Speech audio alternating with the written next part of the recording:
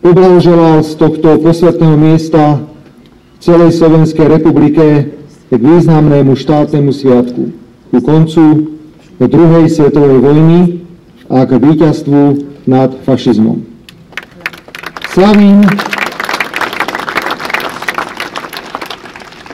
je naša socha slobody. Slavín je naša socha mieru. Nebudem sa vrácať v mojom príhovore do minulosti. Rád by som urobil niekoľko posunov a odkazov do blízkej budúcnosti. Ak dovolíte, porovnal by som mier s láskou. Ak chceme mať lásku, musíme do nej veľa investovať. Obrovské množstvo energie. Musíme o ňu niekedy bojovať. A hlavne musíme pri nej dodržiavať určité pravidlá. Chcem tu pred vami postaviť otázku, či sa takto správame k mieru na Slovensku, ako považujeme za takú istú hodnotu ako lásku.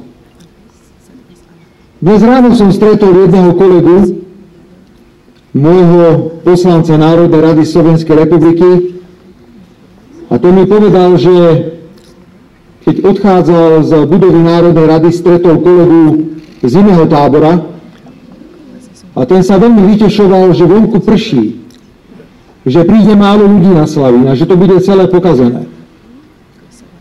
Drahé Slovenky, drahí Slováci, mieru neprospieva, keď sa rozdeľujeme na takýchto základných hodnotových veciach.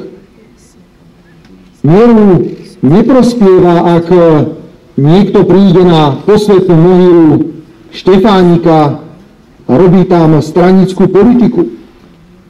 Mieru neprospieva, pretože nielen hodnoty piliere sú pre nás dôležité národno-štátne záujmy. Ak robíme niečo v mene národno-štátnych záujmov a sme okamžite za to kritizovaní. Včera som sa večer vrátil z dôležitej zahraničnej cesty, kde sme riešili energetickú bezpečnosť Slovenskej republiky. Azerbajdžan je mierová priateľská krajina a ja si vážim, že je suverénna a sebavedomá. Máme dnes sa tváriť, že národno-štátne záujmy v oblasti energetiky nie sú pre nás podstatné a že je dôležitejšie útočiť na niekoho, kto sa rozhodol ísť svojou vlastnou cestou.